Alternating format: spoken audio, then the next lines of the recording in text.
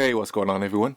Um, I don't know why I just feel like ranting about the Wii U. So yeah, this is not a rant video, but yeah, I just want to talk about the Wii U. I wasn't on I wasn't on YouTube, as a content creator, during the Wii U era. But if I had been, like many other sites, I would have had a lot to say.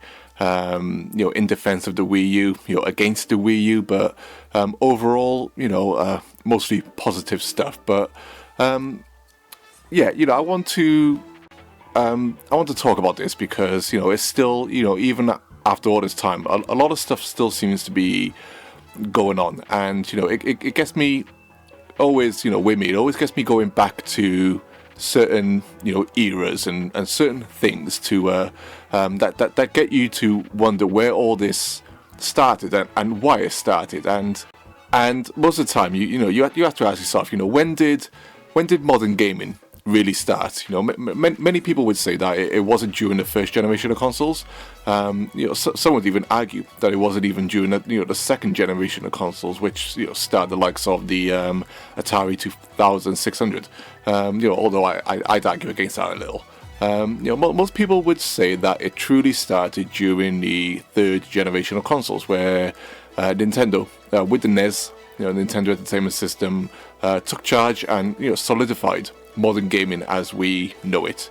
I've been gaming since the mid '80s, as many of you may know. Hardware-wise, I've owned the likes of the BBC Microbit, the Atari 2600, like I mentioned earlier, the Commodore 64 with its tape deck. When I remember going into Toys R Us and buying my Commodore 64 games as cassette tapes on the shelf, and they were £1.99 each, which is a crazy bargain and absolutely perfection for my type of pocket money back then. From that era, I've owned and played on virtually every major console, and I'm telling you, people, even through the dark days of the 32X and Mega CD, which I never really felt, as I never owned those systems myself, but a very good and close friend of mine did, and I played a number of games on those systems when I used to go around to his house and stuff, and I used to play Star Wars and all those games. They were good. Back then you play anything. You just loved video games. But to get back to this topic, once again I'm telling you, people, even through the dark days of, like, say, the Sega Saturn and Sega Dreamcast, in terms of mass market acceptance, both of those machines I lived and breathed, so I know a lot about them. And I was even working in game shops when both those machines were in the market, so I have even more experience in regards to them. But even through those days, I have never, and I mean never, experienced any console stripped and beaten of everything that it was and what it offered, as the Wii U has and still is to this day. I mean, it's absolutely relentless, and even to this day, a mere 2 years after it's discontinued. Is it 2 years? Yeah, surely. The poor thing is still continuously dragged out of its unmarked grave and is viciously poked, prodded, burnt, beaten, whipped, dragged, drop kicked, laughed at, and drop kicked again, and finally pissed on for good measure, before being rolled temporarily back into its shallow, maggot-ridden grave, ready for the next round of beatings a day later. And I'm still scratching my head as to why the Wii U is this one console where even a shamed Virtual Boy has been given a moment's rest and can probably retire knowing that it's been replaced as the joke of the gaming world by another member of its family tree. People might think that other, commercially failed consoles have received such treatment, but I'd have to disagree for one major reason. I've never known any other major console not only being rejected by the masses, but more importantly, everyone also wanting every single bit of software that made it what it was removed from that console and swiftly ported over to another successful machine, that the masses have now decided to accept. I mean, think about it. When people think of the Sega Saturn and Sega Dreamcast, these older consoles that had incredible software libraries. When people ask for ports, it's for very specific titles, and mostly because they came from an older era of 3D gaming. So people would like to see these games in HD on their TVs for the first time. But then at the same time, most people aren't interested in going back to that era, or perhaps to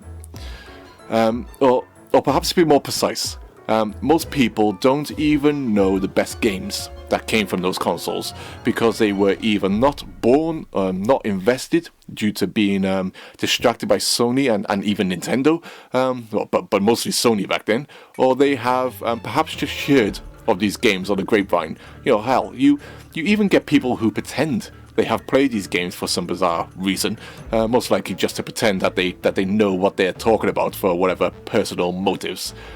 But the Wii U was born into the HD era, and not only that, it was born into the social media era, and followed on from the pop phenomenon and industry-changing console that was the Nintendo Wii.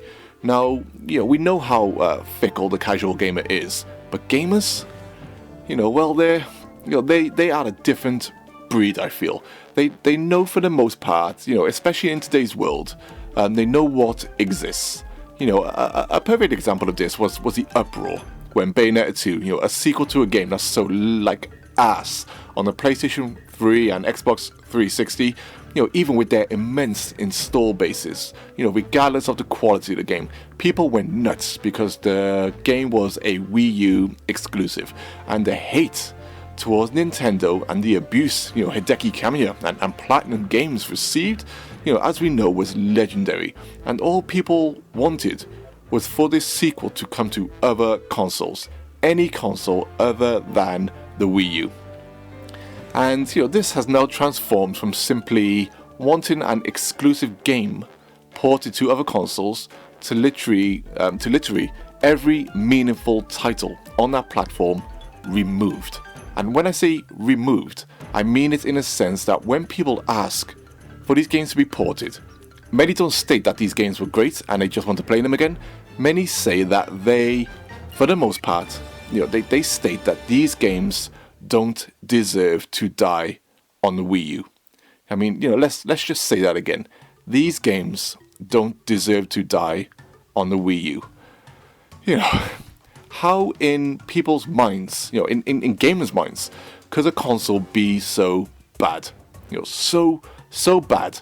Yet at the same time, its games library wanted more than anything else, more than sequels to these games on the Nintendo Switch. Personally, I think the Wii U highlighted that it wasn't just the casual mass market that was fickle, but also how the bread and butter of gaming, the gamers themselves, had not only became fickle, but also dishonorable to themselves and what gaming is, or perhaps was all about. And that, my good people, has always been about the games. It shouldn't matter what the console does.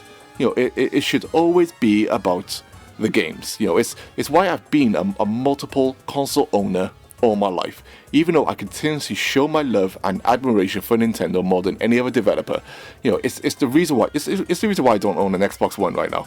Even though I have a Nintendo Switch, a PlayStation 4, and PC, it's because for me the games just aren't there on the Xbox One. I don't hate the console unto itself. It's a great console. I just have no interest in what it's offering software-wise for me to spend that amount of money on a piece of hardware to play its current exclusive games that I don't find that compelling. And I would have played many of the prior games on the Xbox 360, which I owned and very much enjoyed. Now, when I complain about console features, when I personally complain about console features on this channel, it's because, if they were once there, I see little reasons as to why most of them should be completely forgotten on the next console. Which essentially means you're then given less as a consumer for either the same amount of money or more. That's just not how things in this industry should function. And this is the first time Nintendo has done this in such a massive volume, like losing the Virtual Console, backwards compatibility. And when I mean backwards compatibility, I'm talking backwards compatibility, Miiverse, etc., etc. Perhaps you're going to ask, but why did I still buy the Nintendo Switch at launch, as an example?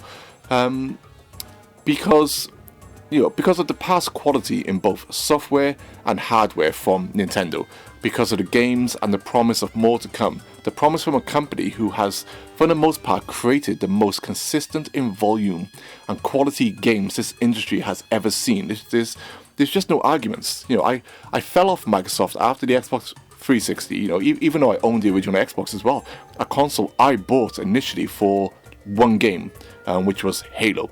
I bought an Xbox 360 and paid for it to be fixed, even after it red ringed twice, because I still had games to play on that system. So I grim and bared the console's faults, and like I said, I didn't invest in the Xbox One because the games weren't there, and even as a company, Microsoft weren't helping themselves from a consumer point of view initially.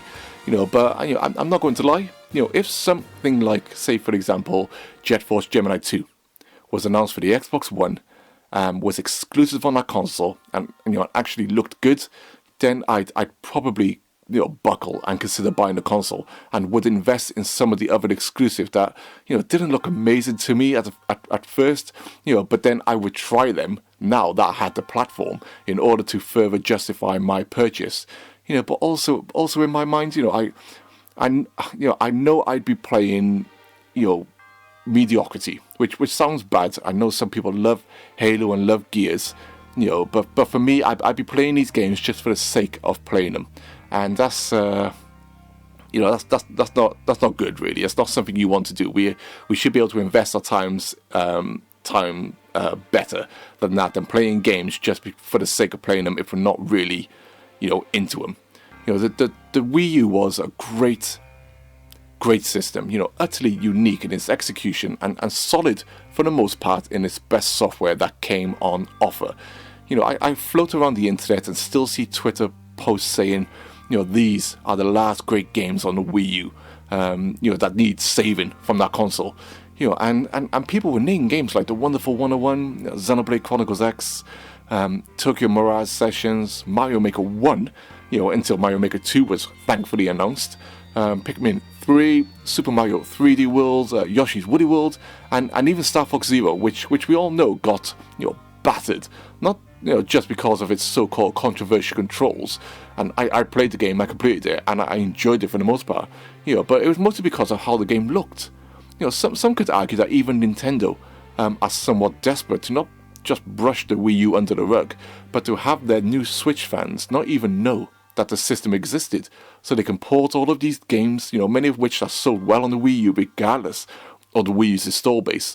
Then Nintendo can sell them for even more money with few extras, if any extras at all sometimes. Hell, the Wii U has now been removed from Nintendo's official website pretty much. Once the Wii U has been stripped of all its software, what legacy will it have left? It seems that legacy will only remain with a small amount of gamers who looked at the Wii U, looked at the software, looked at Nintendo's history as a console and software developer and said, for the most part, it's a no-brainer. This console should be great, and nearly every Wii U owner I know and invested time and effort to understand that system would agree. The Wii U was great, and it certainly doesn't deserve the fate it's still receiving.